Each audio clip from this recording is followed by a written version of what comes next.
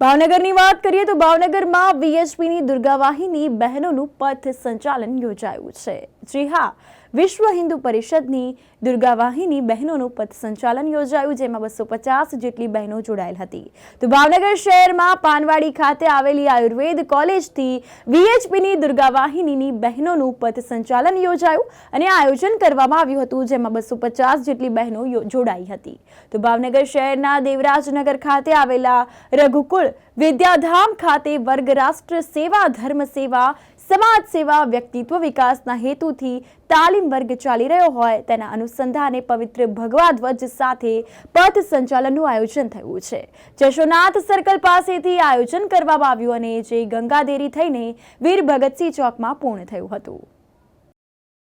કલ્પના વ્યાસ, વિશ્વ હિન્દુ પરિષદ માતૃશક્તિ ક્ષેત્રીય સંયોજિકાની મારી જવાબદારી છે। દુર્ગાવાહિની સૌરાષ્ટ્ર પ્રાંત દ્વારા 19 તારીખથી 26 તારીખ સુધીનો ભાવનગરની અંદર રઘુવીર વિદ્યાલયની અંદર બહેનોનો પ્રશિક્ષણ વર્ગ યોજાયો છે। તો આ બહેનોને સેવા, સુરક્ષા અને સંસ્કારના ભાવોનું સિંચન થાય અને બહેનોની અંદર સેવા સંસ્કૃતિની જાગૃતિનો ભાવ જાગૃત થાય, યુવા બહેનો પોતાનું સ્વરક્ષણ જાતે કરી શકે એના માટે બહેનોને અમે પ્રશિક્ષણ આપીએ છીએ। દીકરીઓને સવારે 4:30 વાગે ઉત્થાન કરાવીએ છીએ, તો રાત્રે 10:30 સુધી અલગ અલગ વિષયો દ્વારા એમને અમે પ્રશિક્ષણ આપીએ છીએ। એમાં દંડ, કરાટે, રાઇફલ, ઓબ્સ્ટિકલ, યોગાસન, સૂર્ય નમસ્કાર પ્લસ બહેનોને લગતા જે વિષયો છે એ વિષયો ઉપર ચર્ચા કરીએ છીએ અને ધર્મ અને સંસ્કૃતિ પ્રત્યે 1 કલાક એમને બૌદ્ધિક સત્ર પણ આપીએ છીએ।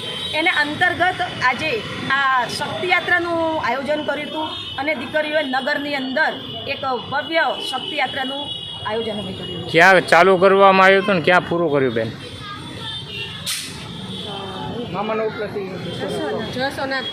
જસવનાથ ચોકથી આ યાત્રાનો શુભારંભ થયો હતો અને અત્યારે અહીંયા રૂપમે આ યાત્રા અમે પૂર્ણ કરી। આ કેટલા દિવસથી બેન કાર્યક્રમ ચાલુ છે? આજે 6 દિવસથી આ કાર્યક્રમ ચાલી રહ્યો છે। 2301 જિલ્લામાંથી 206 પ્રશિક્ષાર્થી બહેનો આવ્યા છે અહીંયા અને બહેનોને પ્રશિક્ષણ પણ અમારી દુર્ગા બહેનો દ્વારા જ આપવામાં આવે છે। એના માટે 24 શિક્ષિકા બહેનો છે। વ્યવસ્થામાં પણ પ્રબંધિકા તરીકે પણ માતૃશક્તિના બહેનો ઉપસ્થિત રહ્યા છે।